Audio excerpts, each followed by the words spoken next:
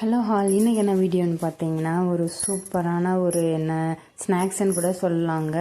இது வந்து ஆம்லேட் மாதிரி போட போகிறேன். உங்கள் வீட்டில் வந்து வெஜிடபிள் சாப்பிடாத குழந்தைங்க கேட்குறாங்கன்னா கண்டிப்பாக இந்த மாதிரி ட்ரை பண்ணி பாருங்கள். எங்கள் வீட்டில் என் பையனும் அப்படி தாங்க, வெஜிடபிளே சாப்பிட மாட்டான். அதனால இந்த ஆம்லேட் மாதிரி மிக்ஸ் பண்ணி அதில் போட்டு கொடுத்தோம்னா அதில் வந்து வெஜிடபிள் ஆட் பண்ணதே தெரியாது, நல்லா சாப்பிட்டுக்குவாங்க. அதுக்காக தான் வந்து கோஸ் வந்து கட் பண்ணி வச்சுருக்கேன். அதுக்கப்புறம் வந்து குடமிளகாவும் கட் பண்ணி வச்சுருக்கேன். வச்சுட்டு ஒரு 3 முட்டை எடுத்துக்கினாங்க. முட்டையை நல்லா கலக்கிட்டு அது பெப்பர் உப்பு எல்லாம் போட்டு மிக்ஸ் பண்ணி வச்சுருக்கேன். இந்த மாதிரி வந்து தோசை கல்லில் தாங்க நான் செஞ்சுருக்கேன்.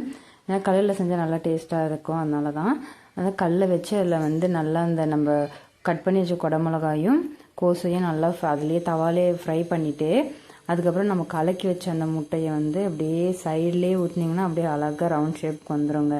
வந்ததுக்கப்புறம் மேலே அப்படியே கொஞ்சம் பெப்பரும் உப்பும் தூவிட்டு எடுத்துட்டிங்கன்னா சூப்பராக இருக்குங்க. இதில் வந்து வெஜிடபிள் நீங்கள் ஆட் பண்ணதும் தெரியாது. இன்னும் உங்களுக்கு வேணும்னா கேரட்டெல்லாம் ஆட் பண்ணிக்கோங்க. இதில் நம்ம வெஜிடபிள் போட்டதே தெரியாமலே அவங்க சாப்பிட்ருவாங்க. அப்படியே தனியாக கொடுத்தோம்னா தனித்தனியாக பிரித்து எடுப்பாங்கங்க. இப்படி கொடுத்தீங்கன்னா சூப்பராக சாப்பிட்டுக்குவாங்க. நான் இந்த மாதிரி தான் அடிக்கடி செஞ்சு கொடுப்பேன். நீங்களும் செஞ்சு கொடுங்க, சூப்பராக டேஸ்ட்டாக இருக்குங்க, ரொம்பவும் ஹெல்த்தி. ட்ரை பண்ணிவிட்டு எப்படி இருந்துச்சுன்னு மறக்காமல் கமெண்ட் பண்ணுங்கள். நம்ம வீடியோ பிடிச்சதை லைக் பண்ணுங்கள். மறக்காமல் நம்ம சேனலை சப்ஸ்கிரைப் பண்ணி சப்போர்ட் பண்ணுங்கள். Thank you for watching.